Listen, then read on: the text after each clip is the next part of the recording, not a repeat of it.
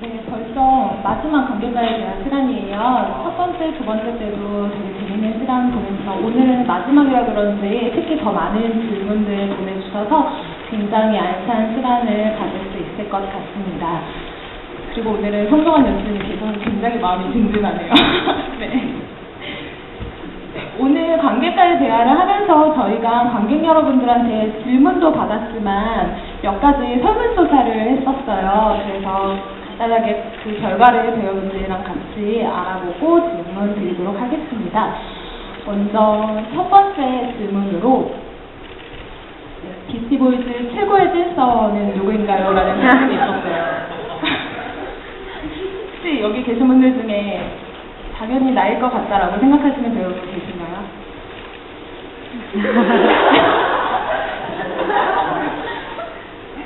네, 비스티보이즈 최고의 댄서로는 압도적인 지지율로 주민진 배우님이 선정되셨어요. 굉장히 좋아하시네요. 한번 보여주세요.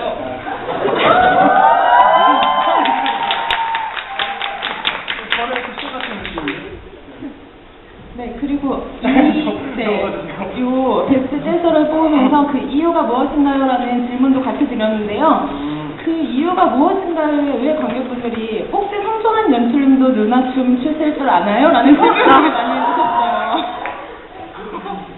네, 엄청 많은 분들이 그렇게 질문을 해주셨어요. 워스트는 설명 안 했어요? 워스트도 했습니다. 먼저 베스트 댄서이신 주민준 배우님과 성동환 연출님 가볍게 누나 좀 같이 해주시면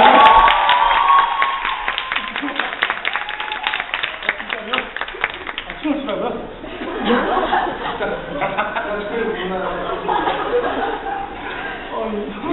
관객과의 대화 아니었어요? 몸의 대화인데요? 뭐 어떻게 음악 들으세요? 음악을 사전에 협의된 바가 없는데 아무 말 안 배워가지고 그냥 네가 좀 가르쳐주면 되겠다. 그냥 바로바로 그냥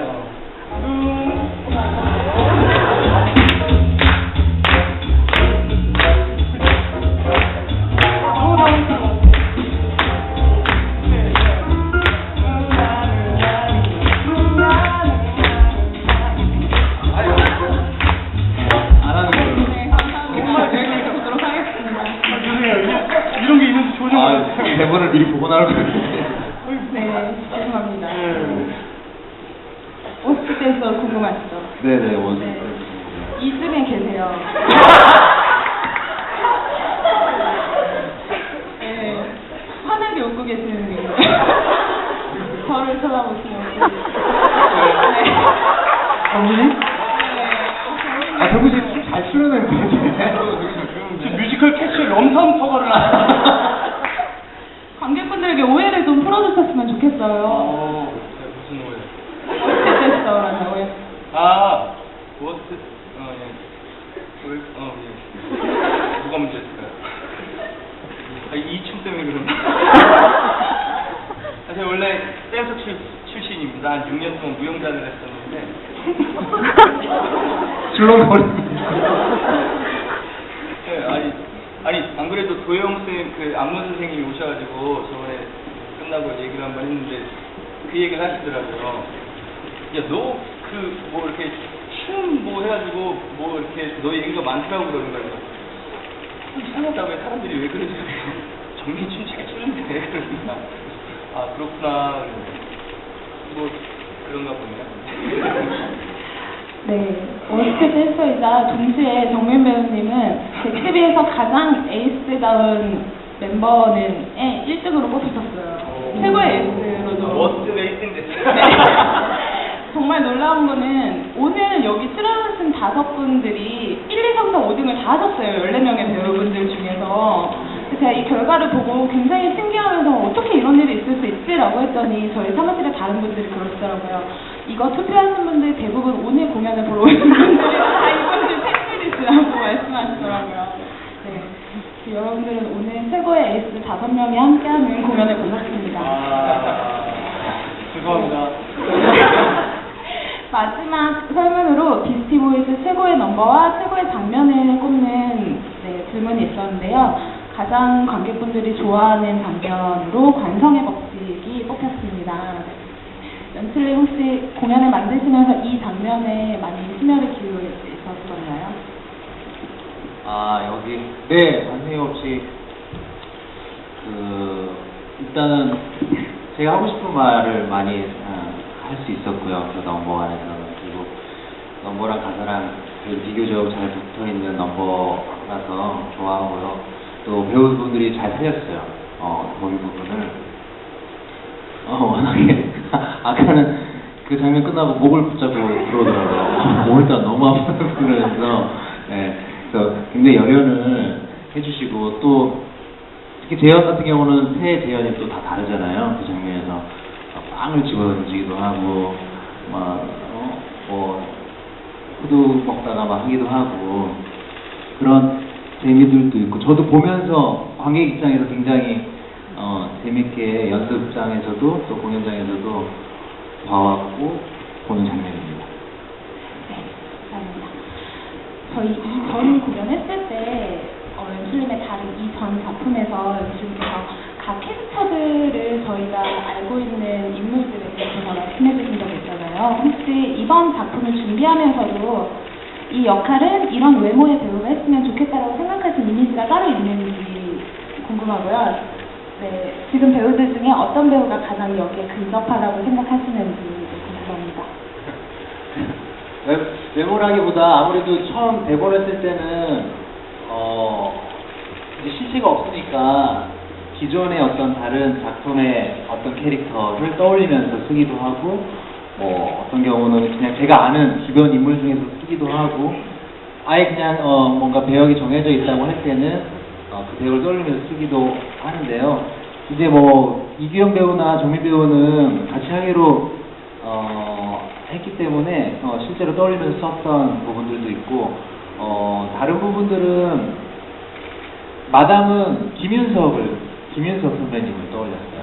황해 김윤석 선배님 되게 좀 차갑고 뭔가 좀 감정이 없을 것 같은 카리스마 있는 김윤석 선배님을 떠올렸고, 연습 과정에서는 뭐 이러저러한 배우들 데울스 애드버킷의 알파치노나 다크나이트의 히스 레저와 이런 레퍼런스를 주기도 했고요.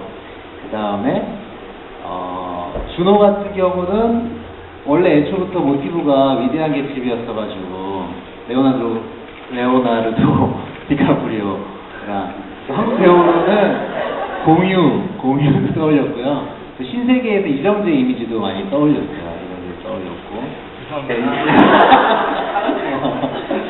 그랬고, 또 수호 같은 경우는 좀 전에 말씀드렸듯이 위대한 개집에서 그 토비 맥가이어 그런 이미지 떠올렸고, 한국 배우 중에는 이재훈 씨도 떠올렸어요. 네, 이재훈 씨, 건축학개론에 나왔던. 그 다음에 에드워드 노튼, 좀 반전의 이미지를 동시에 한 작품 하면서 연기했던 그런 강한 인상이 있어가지고 에드워드 노튼 있었고. 그 다음에 알렉스 민혁은 계속 찾다 막 뚜렷하진 않았는데, 민혁 같은 경우는 정우 씨, 응답하라의 정우 씨, 그다음에 알렉스는 같은 작품의 유연석 씨 떠올리면서 썼습니다. 비슷한 사람은 없고요. 근데 이제 대본을 이제 가져왔을 때 가장 마치 첫 리딩부터 그 인물처럼 읽었던 분이 여기 계시네요. 고은성 씨가 읽는데 너무 재밌게 잘 읽는 거예요. 그래서 내가 은성 씨를 그때 알지 못했는데 마치 알고 쓴 거냐라는 얘기가 나올 정도로 굉장히 가장 잘 어울리는 상을 잘해줬던 배우입니다. 네, 지금 연출님도 말씀하셨지만 연습하면서 또 공연에 올라가고 나서 고은성 배우가 본인 입으로도 나랑 민혁이는 진짜 싱크로율 100%야 이런 말 되게 많이 하시고, 관객분들도 그런 말씀 많이 하셨는데 어떠세요? 저 그런 말 하죠. 자의적으로 그런 말 하는 거 프로그램 보기 있잖아. 누가 자꾸 그렇게 말해주셔가지고 말을 안 하고 옮겨 적어놓은 말을 안 하고 그런 거였군요. 네. 네, 뭐 사실 그런 부분에 대해서는 개인적인 취향을 많이 존중하기 때문에 분들은 뭐 다른 사람들이 더 싱크를 믿거나 생각하시는 분들도 분명히 계실 거예요. 그래서 그 부분은 제가 그냥 눌러주셔서 감사합니다. 그렇기도 하고 은성 씨가 준비를 좀 많이 해왔더라고요. 나중에 들어보니까 캐릭터에 대해서 이미 듣고 앨범 받고 여러 가지로 연구를 많이 해왔는데 이제 막내고 리허설 하다 보니까 하여튼 많이 활력소가 되어졌어요. 많이 놀리기도 하고 근데 그래서 겉으로는 되게 그냥 이렇게 설렁설렁 하는 것처럼 보이는데 사실은 되게 연구를 많이 하는 스타일이에요. 주민준 배우님도 관객분들께서 굉장히 자연스러운 아빠의 모습이 나온다고 말씀하시더라고요. 혹시 비결이 있을까요? 숨겨놓은 아이가 있지는 않고요. 친누나의 아들이 딱 5살이면 가끔 준비하면서 일부러 조카랑 통화를 해서 녹음을 되게 많이 해놨거든요. 그 부분이 조금 도움이 되지 않았나 생각이 듭니다. 조카에 대한 추억 때문에. 네. 엠팀님한테 두 번째 질문 드릴게요. 혹시 이 작품을 준비하면서 비치보이즈의 배경 지식을 따로 좀 공부하시거나 찾아보신 것들이 있는지 궁금합니다. 아, 네. 아무래도 이 화류계 이야기잖아요. 그래서 화류계의 그쪽에 대해서 좀 조사를 할 수밖에 없었고요. 뭐 직접 막 평상시에 이렇게 하는 걸 좋아하진 않아가지고 좋아하는 친구들 통해서 듣고 말이구나. 좋아하는 친구들 통해서 듣고 또 뭐 관련 문학들, 소설들, 또 영화들 찾아보고 또 뭐 배우들 사이에서도 은성 씨도 뭐 아는 분이 네, 거기 호스트 마담이라고 해가지고 뭐 직접 우리 가서 하루 알바하자 언제든지 와라 막 그런 식으로 적극적으로 이야기가 됐다가 근데 또 좀 있어도 되고 하여튼 뭐 상황이 복잡해질 것 같아가지고 안 했던 적이 있었는데 또 많이 그런 들은 이야기들을 공유해주고 화류계 이야기를 많이 공유했고요. 아무래도 저는 왜 호스트바가 생겼을까 궁금증이 있었어요. 왜 호스트바가 생겼을까 그런 면에서 어쨌든 모든 공연은 인간에 대해서 다룬다고 생각을 하거든요. 왜 이 도시에 하는 사람들이 호스트바라는 걸 만들어서 또 거기 찾아가는 사람들 있는 거 수요가 있으니까 공급이 있는 거잖아요. 찾아가는 사람들의 심리는 뭘까? 뭐 이런저런 고민을 하다가 결국 이제 맞닿는 지점이 이제 자본주의라는 부분이 있었고요. 그다음에 욕망이라는 부분이 있어서 그 부분에 대해서 좀 많이 찾아봤어요. 그러니까 인문학적인 접근을 좀 많이 했어요. 그래서 뭐 제가 그렇게 사실 여기 관객석에 앉아 계신 분들이 저보다도 인문학적인 소양이 더 뛰어날 것 같아요. 저는 그렇게 인문학적인 소양이 깊지 않아서 그냥 좀 요새 쉽게 가르쳐 주시는 강신주 씨 책들 이러저러 읽어보면서 인간이란 존재가 참 이성적이지 못하구나 처음 깨달았어요. 저는 되게 인간은 이성의 존재라고 다 어릴 때 배웠거든요. 그게 아니라 내가 얼마나 그동안 무지했는가. 인간이 이성적인 존재라면은 지금 신문 사회면에 벌어지는 일들은 결코 일어나지 않겠죠. 이렇게 비상식적인 일들은 결코 일어나지 않겠죠. 다 각자 욕망대로 살다 보니까 벌어지는 또 이 도시에 무한 경쟁에서 살다 보니까 딱 그런 키워드들을 가지고 여러 가지 먼저 고민하시는 분들의 책들 많이 읽고 그렇게 준비했던 것 같아요. 감사합니다. 다음으로 질문이 많았던 것들이 각 캐릭터 간의 관계에 대한 질문들을 굉장히 많이 해주셨어요. 그 중에서도 5 캐릭터들과 지원이의 관계에 대한 질문들을 많이 해주셨는데 준호에게 여쭤볼게요. 준호에게 지원이는 어떤 의미고 어떤 가치가 있는 사람인가요? 아시죠? 지원이가 이게 참 어려운 대답인 것 같은데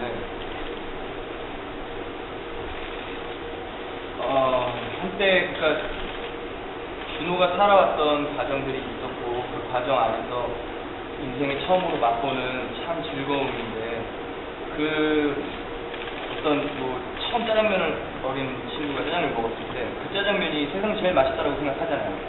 그래서 항상 어렸을 때 짜장면 이런 얘기가 그냥 어떤 그게 대표적인 음식으로 이렇게 자리 잡고 있는데 그런 지원이 그런 존재인 거예요. 준호에게 있어서는 어떤 자기 인생의 삶에 있어서 그래갖고 그 삶에서 지원이라는 존재를 맛봤기 때문에 그 존재에 맞게 너 제일 맛있는 게 뭐야? 짜장면이라고 얘기하는 것처럼 지원이가 필요한 거거든요. 그래서 짜장면을 먹으면 세상에 제일 맛있을 것 같은데 다음날 짜장면 이렇게 어느 날 짜장면 먹을 때 내가 생각한 그 맛이 아닐 수도 있는 거잖아요. 지원이가 짜장면이라고 확실히 얘기해줘.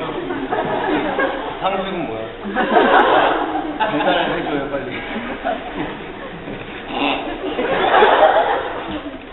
배달 같은 소리. 예, 뭐 그래요. 지원이는 그런 친구에게 지원이 짜장면입니다. 네. 네, 다음 승우한테 질문 드릴게요. 마담이 승우를 에이스로 지목한 후에 지원의 노래가 흐를 때 보여주는 승우의 연기의 의미에 대해서 질문해 주신 분들 많이 계셨어요. 그 짜장면을 먹기 전에 의미하는 그런 느낌이죠. 배달 왔다고 이제 말하는 배를 누르는 거야 도대체? 그게 극 중에 제가 에이스가 되기 전에 이제 지원이한테 초이스를 받아서 술을 한 잔 술을 먹었던. 근데 그때 이제 제가 생각했을 때는 지원이 저한테 이 박스에서 믿을 사람이 없다. 그래서 이 박스에 얼마 되지 않은 저에게 어떤 도와달라고 하는 거라고 생각을 해요. 그리고 그 뒤에 에이스야 이렇게 하고 마담이 나간 후에 지원이 들어오는 거는 지원이 왜 꽃뱀이라 그러고 왜 극중에서도 그런 대사가 나오잖아요. 그래서 사실은 지원이 저를 짜장면이 저를 어떻게 보면 덮치는 약간 그런 거라고 생각을 해요. 그래서 저도 모르게 그 지원에게 당하는 거고 약간은 생각지도 못하게 조금 물들고 이래서 나중에 뭐 마담 공사 치고 모든 사람들은 공사를 치는데 그게 계획된 게 아니라 어떻게 흘러서 이렇게 지원도 있었고 그래서 그게 도움이 되지 않았나 승우 머릿속에서 그렇게 생각을 합니다. 당하는 거예요. 제가 지원이요. 사실 이제 거기 장면이 원래 이제 지원과 방 안에 있다가 들어온 이렇게 실시간으로 흐르는 거잖아요. 그래서 지원이 승우에게도 손을 내밀어서 그러니까 저희 이제 승우 색과 연출부가 공유한 서브텍스트는 지원이 승우에게 나를 지원에게서 건져달라고 요구를 한 거였어요. 지원 입장에서는 또 그것 또한 진심이었고 또 지원도 그 순간순간 계속적으로 자신의 욕망에 따라서 움직이는 이 유나이브 5명과 마찬가지. 근데 거기에 대한 대처하는 거는 참 승우가 또 다 달라요. 저렇게 지휘승우는 또 당한 쪽이 됐고 또 지호 같은 경우는 자기는 그렇게는 또 못하겠대요. 그래서 또 지호를 또 적극적으로 또 이용하기도 하고 두 승우 같은 경우가 가장 적극적으로 그렇게 하고 그 지호 승우 같은 경우는 순간순간 아주 선택들을 다 판단해서 내리는 쪽으로 잡았어요. 그래서 어쨌든 승우로부터 듣는 이야기이기 때문에 세 명의 승우가 캐스트가 다르면 그 선택까지 달라져서 좋은 것 같아요. 저번 두 번째 관대 때 제가 이 질문을 드렸다가 약간 관대 분위기가 쌓여졌었어요. 그래서 이 질문을 또 드려야 될지 되게 고민을 많이 했는데 정말 너무 많은 분들이 궁금해 하셔서 질문 드릴게요. 민혁이에게 질문 드리는 거고요. 민혁이에게 마담이란 어떤 존재인지. 민혁에게 마담은 사실 지금 상태에서는 제가 마담을 이렇게 축하받아 죽었으면 좋겠다고 이런 말을 하잖아요. 그래서 어떻게 보면 지금 미워하고 그런 마음이 있는데 사실 사람이 미워하기 위해서 사람 정말로 관심이 없으면 무관심하게 되거든요. 그래서 그 미워하는 거에 기본적으로 사랑이 깔려있다고 제가 생각해서 이곳에서 생활도 꽤 했을 테고 재현을 그냥 마냥 싫어하고 그랬을 것 같지 않더라고요. 제가 생각했을 때. 그래서 재현이 형이랑 정말 좋았던 시간들도 많았을 거예요. 저기서 뭐 PC방도 갔을 수도 있고 같이 축구도 함께 했을 수도 있고 그리고 기본적으로 굉장히 친하고 그런 좋은 관계를 유지해오다가 중간에 재현도 뭐 어떤 계기로 인해서 사람이 좀 변해가는 모습이고 제가 거기서 이제 좀 조심하게 된 거예요. 재현이라는 형한테.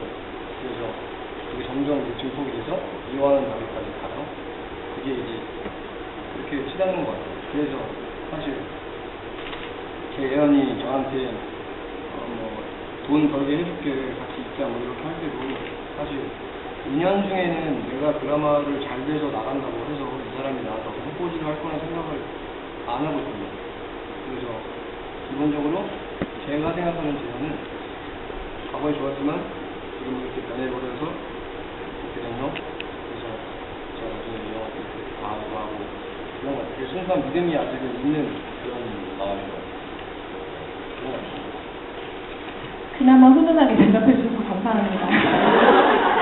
네, 마담에게 질문 드릴게요. 마담으로서 나머지 배우 민혁이하고 알렉스한테 미안하죠. 하다 보면은 이렇게 가끔 힘이 많이 들어갈 때가 있어서 오늘 같은 경우 좀 힘이 많이 들어간 것 같아요.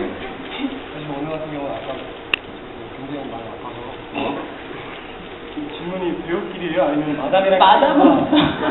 네. 진짜 그렇게 보는 것 같아요. 네, 그러면 두 가지 질문 드릴게요. 배우 이규영으로서 공연 중에 가장 미안한 타 배우와 마담으로서 가장 미안한 캐릭터 두 가지 질문으로 나눠서 드리겠습니다.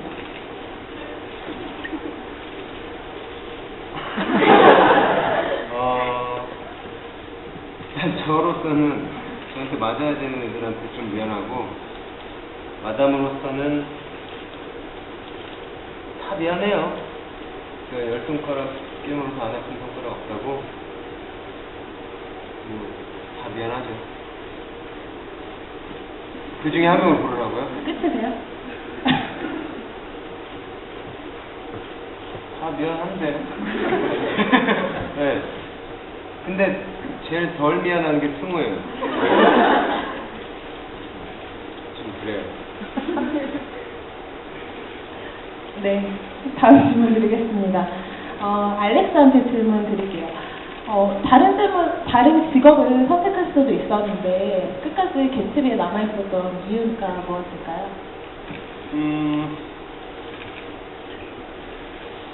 그거에 대해 저도 대본 분석을 하다가요. 저의 동네 친구들에게 연락을 많이 해보고 했는데 제 친구들이 10명이 있다고 치면 그 중에 한 9명 정도는 본인이 너무 좋아서 일을 하고 있는 상태가 아니라 일을 하고 있는데 계속 시간이 흐르고 있다라는 상태더라고요. 그러니까 알렉스에게도 그런 점이 있지 않았을까. 그러니까 처음에는 너무 즐거워서 이 일을 선택을 했고 많은 분들이 그런 부분이 없지 않아 있을 것 같아요. 처음에는 일단 일을 시작을 했는데 시간이 지나면서 이 일이 너무 싫어. 근데 바로 전업을 하거나 할 수 있는 없는 뭔가 사회적인 압박, 자기 스스로 변화를 두려워하는 모습, 그런 연약한 인간 중에 한 명이 아니니까 쉽사리 직업을 바꿔서 지금 당장 내가 이만큼 돈을 또 가질 수 있을까? 쉴 수 있을까? 보통 사람이었던 것 같아요. 물어볼게요. 팀장님 멈출 수 있어요? 지금이 하는 일? 저희 대표님 여기 앉아 계신가요? 여러분들께서 물어볼게요. 지금 하는 일 그만둘 수 있을까요? 그래서 그 관성의 법칙하고 이어지는 것 같아요. 저는 그런 이야기 하고 싶어요. 원래 있었는데 여러분들 보여주기 전에 지웠나? 하여튼 어쨌든 브레이크를 밟을 수 있는 용기를 좀 촉구하고 싶은 그런 내 안에 어떤 게 있었어요. 그게 뭐 작품 안에 아주 노골적으로 드러내지 못했는데 결국에 관성의 법칙에 따라서 부유하고 있거든요. 우리 모두는 떠다니는 거죠. 세파에 이렇게 해도 가고 저렇게 해도 가고 온전히 나로서 내 의지대로 살지 못한다는 거죠. 우리 모두가 이 개츠비 5명 모두도 브레이크를 밟고 자기 의지대로 온전한 나로서 살 수 있기를 바라는 그런 갈망이 사실은 내재되어 있는 건데요. 또 마이크 잡은 게 또 하나 방금 또 떠오른 거 우리 저희 연습실에서 나눴던 얘기 중에 하나가 제가 어느 날 교대 환승역이잖아요. 2호선하고 3호선 사람이 엄청 많단 말이에요. 특히 제가 토요일날 차 없이 예식장 가려고 토요일 2시 이때 엄청 사람이 많잖아요. 그래서 환승을 하고 막 걷고 있었어요. 근데 사람들이 엄청 많은데 제가 시간이 돼서 내 목적지에서 빨리 가려다 보니까 사람을 이렇게 치게 되더라고요. 치게 됐어요. 근데 이제 치임을 당한 사람은 이렇게 되는 거잖아요. 저 사람 나한테 왜 이렇게 피해를 주는 거지? 근데 나는 이 사람은 피해를 줘야지가 아니라 내 목적지를 향해 가기 위해서 제 시간에 가려면 피해를 줄 수밖에 없는. 그러니까 이 좁은 한정된 공간에 너무 많은 사람들이 이 도시에 너무 많은 사람들이 모여있기 때문에 우리가 악해지려고 악한 게 아니라 각자 목적을 향해 빛을 향해 달려가다 보니까 공사를 치게 되고 내 목적을 위해서 피해를 주게 되는 그런 이야기를 나눈 적이 있었어요. 그래서 그런 부분들도 기회가 된 거 소개하고 싶었습니다. 감사합니다. 네, 전 그렇습니다. 네.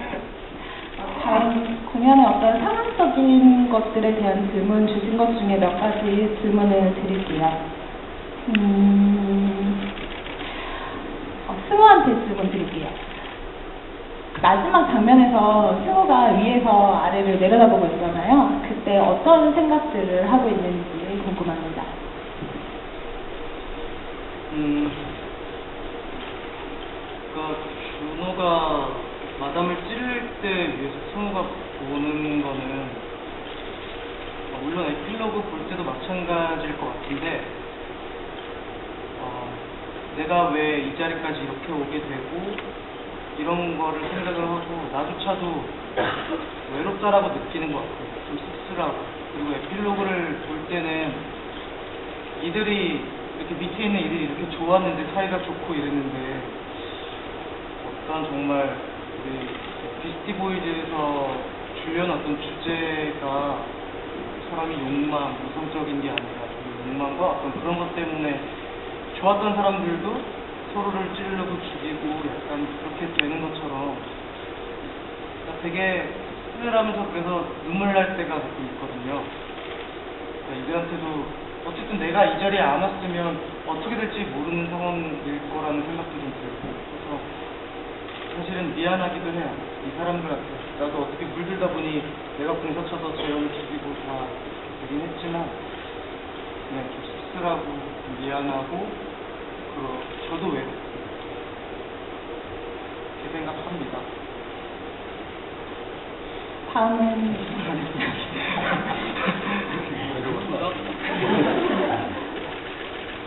다음 재현에게 질문 드릴게요. 이거는 저는 잘 못 느꼈던 건데 다수의 분들이 질문해 주셔서 한번 여쭤보려고 이 질문을 뽑아봤는데요.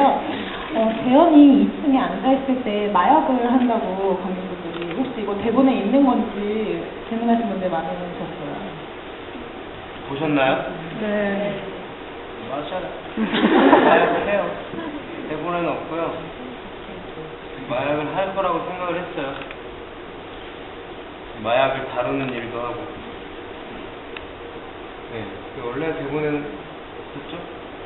네, 대본에 뭐 지문사항이 있었던 건 아니고요.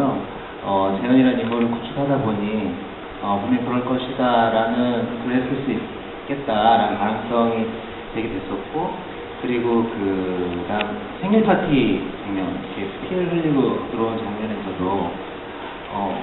거의 좀 뭔가 취해 있는 느낌이면 좋겠다라고 했었어요. 그것이 이제 술이든 또 마약이든 또 그게 이제 뭐 작품 안에 이렇게 꿰어지진 않았는데 여러 가지 어떤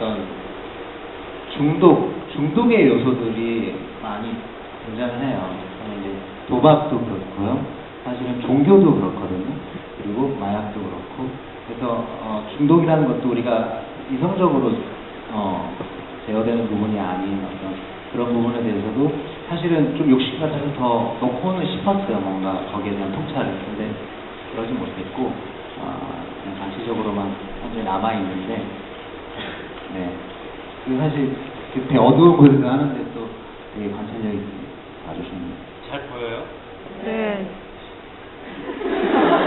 할 때 최대한 밝은데 잘 안 보이게 하려고 했는데. 저만 못 봤나 봐요. 네. 저희가 준비한 마지막 질문 드릴게요. 준호가 생각하는 준호의 결말은 무엇일까요? 결말이요. 결말은 너무 무궁무진한 것 같은데 처음에는 결말을 잘 생각을 안 했어요. 그러니까 뭐 지금도 마찬가지지만 어쨌든 결말을 사람이 알고 인생을 산다고 치면은 인생을 어떻게 살겠습니까? 내가 내일 모레 죽을 건데 오늘 일하러 나올 수 없잖아요. 그래서 준호가 결말이 어떻게 됐을까라는 게 되게 궁금했어요. 얘라는 어떻게 살았을까라는 생각을 했는데 결론을 내리지 말아야겠다는 생각이 들더라고요. 결론을 내리게 되는 순간 그쪽 노선으로만 제가 연기 어떤 그걸 잡을 것 같아서 사람이 알고 물론 안 하는 게 이제 배우 역량이기도 한데 굳이 그렇게까지 해서 결말은 우리도 다 모르고 어떻게 됐을지 모르는 걸로 열어놓는 걸로 하는 게 낫겠다라는 생각이 들더라고요. 근데 그렇게 하다 보니까는 뭐 어느 날은 저도 이제 끝나면 오늘은 내가 끝나고 나니까 왠지 오늘은 내가 알렉스 대신 뭔가 이렇게 알렉스를 위해서 하여튼 오늘 알렉스 대신 감옥을 갔겠구나 이런 생각, 그러니까 모든 이 처리를 내가 떠맡았겠구나라는 생각도 들고 어느 날은 또 승우를 한번 좀 찾아가 볼 것 같다는 생각도 들고 어느 날은 또 엄청 페인이 돼서 있었을 것 같고 어느 날은 또 그냥 그저 같이 그러고 어디론가 가서 좀 어떻게 목을 매든 어떻게 또 죽었을 것 같기도 하고 그런 것 같은데 제가 내린 결론 중에 하나는 지원을 만났어도 똑같았을 것 같아요. 그거는 제가 내린 결론입니다. 지원을 만나도 변할 건 없다라는 거. 네, 그건 이제 제가 내린 결론. 끝. 네, 감사합니다. 정말 많은 질문 보내주셨는데 이렇게 몇 가지만 뽑아서 진행을 하는 게 되게 많이 아쉬웠어요. 오늘 여기 계신 분들 중에 혹시 궁금한 사항 있으신 분들 현장 질문 몇 분만 더 받아보도록 하겠습니다. 질문 있으신 분들 손 들어주시면. 네.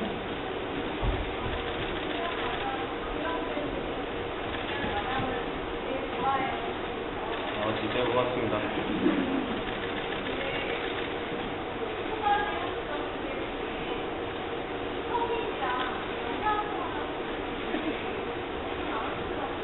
승민이랑 사이가 멀어졌어요. 네. 데이터가 다 소진돼가지고. 승민이가 아이폰으로 바꿨어요. 별 이유 없어요. 그냥 이렇게도 하고 저렇게도 하고. 성민의 입장이 너무 있습니다. 승민아. 굳이 그걸 갖고 오셨어요. 여기 딴 데가 있는데 지금 저희는 성민이와 함께하고 있어요. 네. 다른 질문 있으신 분 계신가요? 없으신가요?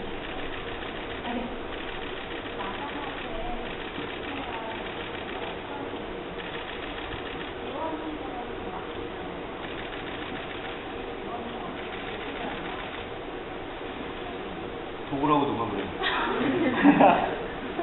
누가 그래요? 네, 마담에게 준호가 어떤 의미인지 질문해 주셨어요. 준호는 많이 변색했다고 해야 되나? 하지만 애초에 꿈을 같이 키우기 시작하기부터 같이 함께 하기로 한 그런 존재인데 내가 변해가면서 나를 붙잡아줄 사람이 필요한데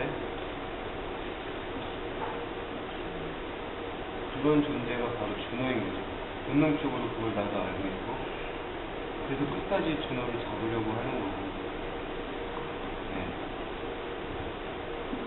그런 존재인 것 같아요. 대단히 잘 듣는 것 같나요? 네, 감사합니다. 마지막으로 한 분만 더 질문 받아보도록 할게요.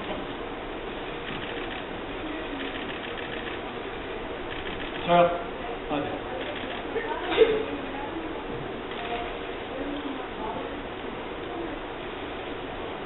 아, 네.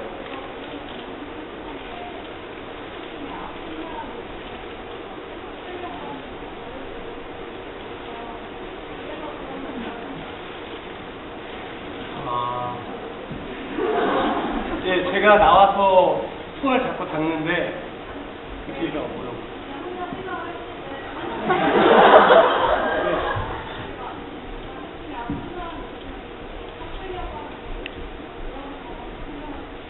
네. 아, 네. 질문이 제가 나올 때마다 손을 닦는데 집에 아픈 사람이 있으면은 손을 닦는 분들이 계신데요. 그런 거냐고 여쭤보시면요.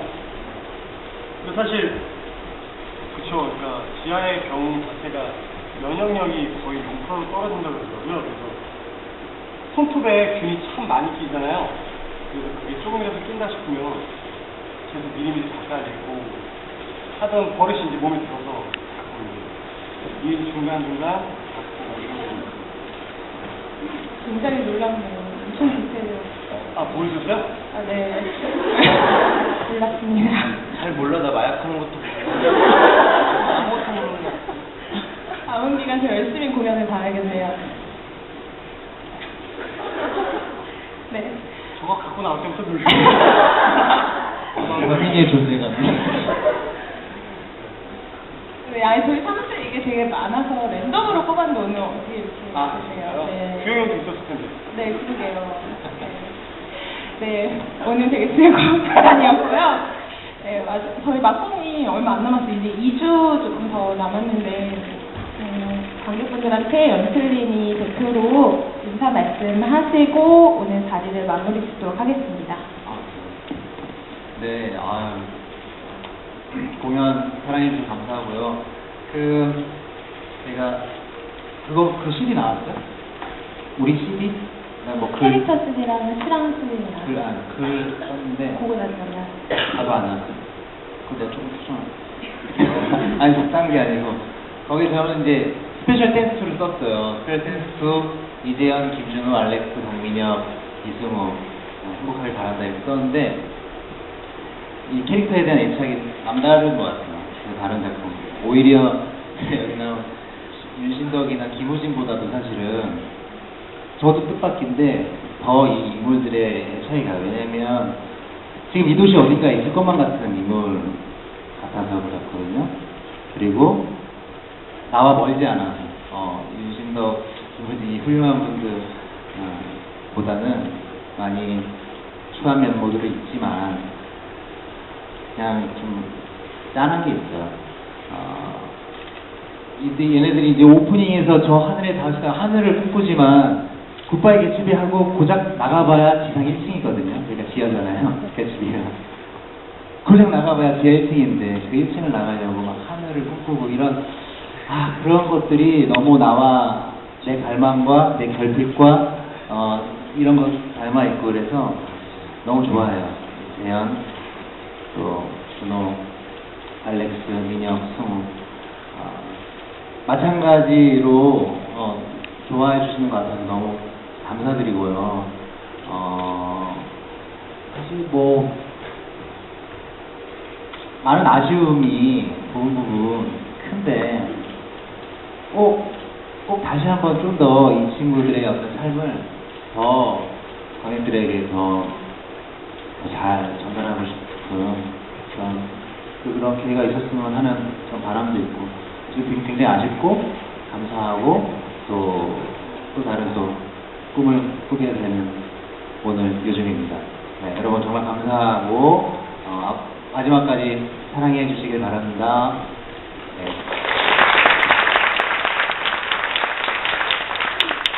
네, 오늘 이제 여러분들이 공연 관람하시는 동안 사무실에서 열심히 여러분들과 함께 우리 공연이 끝나기 전까지 어떻게 더 즐겁게 즐길 수 있을까에 대한 많은 것들을 제가 노출을 했습니다. 돌아가시는 공연 보시냐고 여기 계시는 분들 아직 못 보셨을 텐데 돌아가시는 길에 꼭 확인해 주시고 개츠비가 문을 닫는 그날까지 많이 찾아주시길 바라겠습니다. 다 같이 일어나서 네. 인사드릴까요?